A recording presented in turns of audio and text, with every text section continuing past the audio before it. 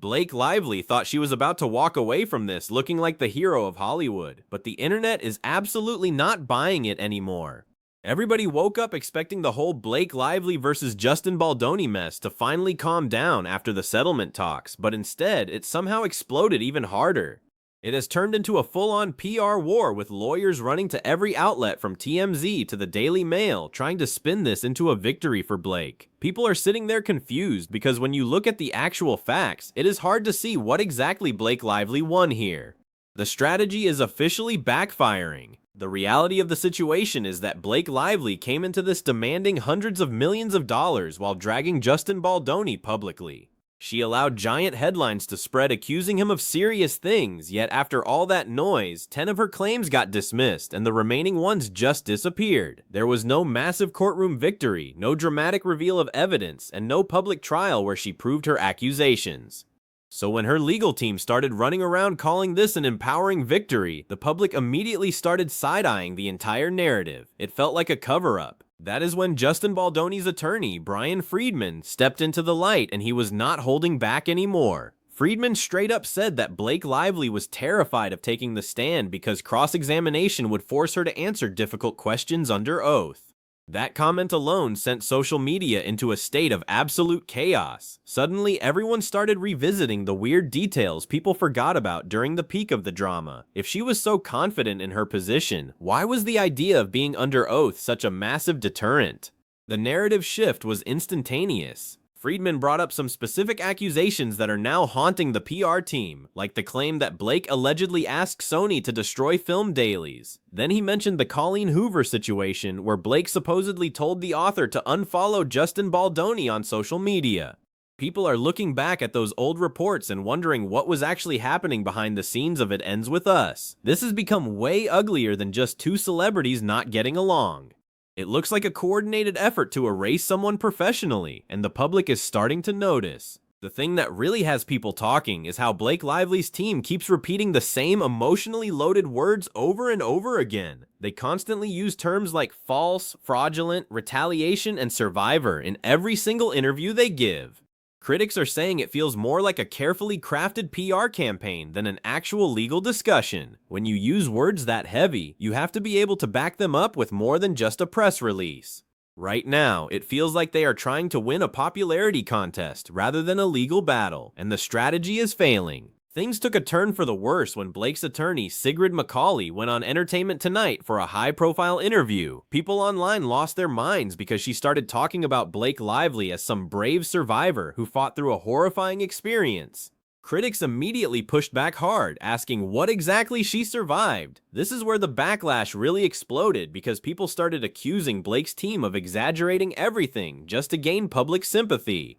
It felt like a slap in the face to people who have dealt with actual legal hardships and lack the resources she has. You could tell the legal team was trying so hard to frame Blake Lively as a woman bravely standing up for women everywhere, but the internet was not having it. People kept pointing out how powerful Blake and Ryan Reynolds already are in the industry. This is not some unknown actor struggling against giant Hollywood forces. This is a woman married to one of the richest and most connected actors in the world. They have endless resources, elite lawyers, and direct lines to every major media outlet.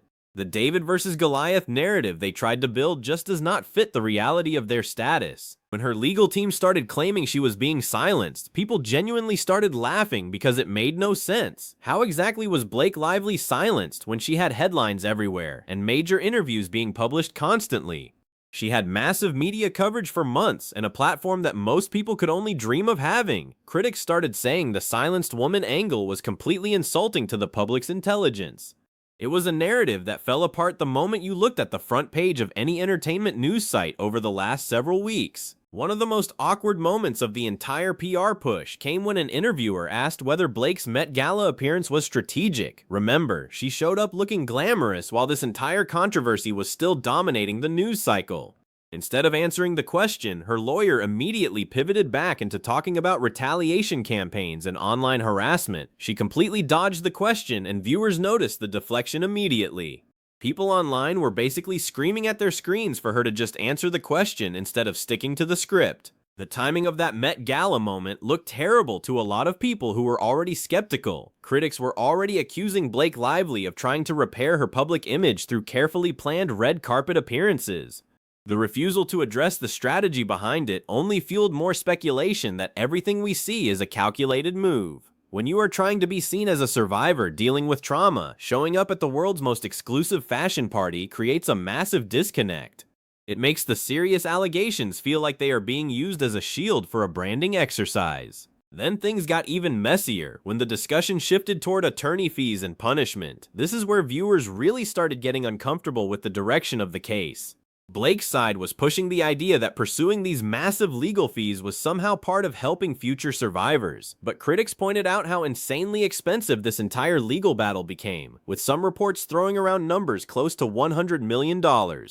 Suddenly, people started asking why this spiraled so dramatically instead of being handled privately months ago. It feels like a massive waste of resources. That is when the conversation around Ryan Reynolds started getting even louder than before. People are no longer treating Blake Lively like she acted alone in this entire situation.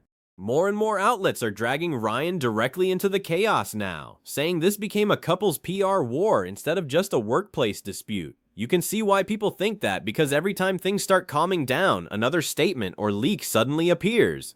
It feels like a coordinated tag team effort to stay on top of the news cycle, but it is making both of them look increasingly out of touch. Meanwhile, Brian Friedman keeps coming back with these brutally direct responses that sound less like lawyer statements and more like someone losing patience.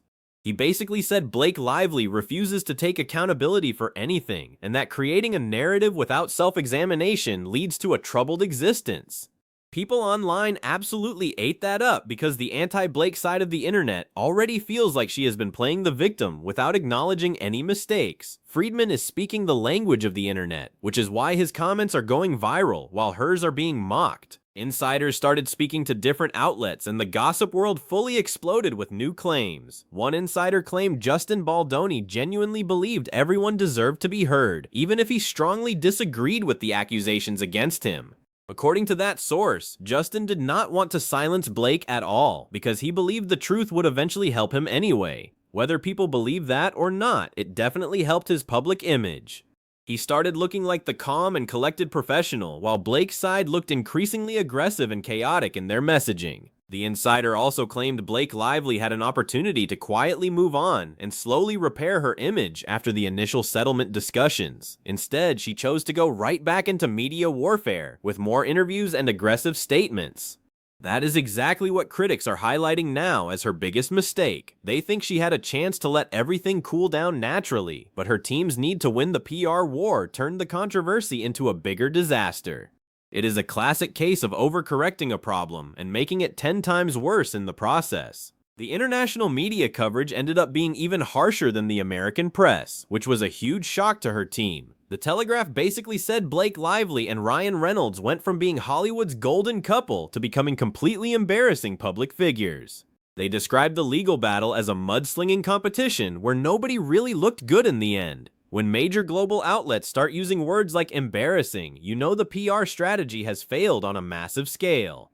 Their brand was built on being likable, and that likability is currently in the trash. People noticed something else very telling during the peak of this drama. Blake attended the Met Gala alone without Ryan Reynolds beside her. Now, obviously couples can attend events separately, but because the internet is a speculative place, people jumped all over it. Rumors started floating around claiming Ryan privately wanted Blake to settle earlier before things spiraled this badly. The absence of their usual united front made it look like there might be tension behind the scenes regarding how this entire legal mess was being handled. Even the most solid brands have breaking points. The Daily Mail entered the chat and made everything even messier by framing this as one of the biggest celebrity self-destructions in years. They were openly saying Blake and Ryan allegedly wanted to destroy Justin Baldoni professionally, but instead, the entire thing backfired spectacularly. Whether you agree with that or not, you cannot deny that Blake's public image took a massive hit. Before all this, she mostly had a pretty polished reputation. People saw her as glamorous, funny, and fashionable, but now the conversation is dominated by much darker descriptors. After this legal battle, terms like mean girl, bully, and manipulative started appearing constantly in every comment section. That shift alone is a huge deal in Hollywood because public perception is literally the only thing that keeps a career at that level moving. Meanwhile, Justin Baldoni, who was not even that huge of a mainstream celebrity before this movie, somehow ended up gaining massive sympathy. That is probably the wildest part of this entire story. The guy who was initially getting dragged publicly ended up walking away with people calling him mature and unfairly targeted. Reports are now circulating that Justin Baldoni may eventually do a massive sit-down interview to tell his side of the story. There is even talk of a future book where he can detail everything that happened behind the scenes. You already know publishers are probably fighting over that project because this scandal became one of the biggest Hollywood gossip stories in years. A book from his perspective would absolutely sell out instantly. While Blake's team is focused on legal technicalities, Justin is positioned to win the long-term narrative battle through personal storytelling. There were also reports saying Justin and his wife Emily quietly moved away from California to Nashville during this whole nightmare. They are trying to create a calm environment for their family away from the non-stop PR battle happening in Los Angeles. Compared to the aggressive media tour Blake's team is on, his move to Nashville feels peaceful and grounded. It adds to the image of him being the one who just wants to move on with his life, while the other side is obsessed with winning a fight that has already cost everyone their reputation. Blake's legal team still is not backing down, with Sigrid McCauley insisting that Blake's actions are about helping future women. She is trying very hard to position Blake Lively as an activist figure now, instead of just an actress caught in a drama. But critics are questioning whether the public will actually accept this rebrand. Right now, a huge part of the internet still sees this as a rich Hollywood power fight that got wildly out of control. It is very hard to pivot to activism when people feel like the original claims were part of a personal vendetta. The biggest problem for Blake Lively right now is that people feel like they still do not actually know her side beyond these polished statements. Every time her team speaks, it sounds strategic and legally careful, but it never sounds personal or real. Meanwhile, Justin's side keeps sounding raw and emotional, which audiences always connect with more, until Blake stops communicating through attorneys and PR reps and actually answers the difficult questions herself. The backlash is likely to continue. The era of the untouchable Hollywood golden couple might finally be coming to an end.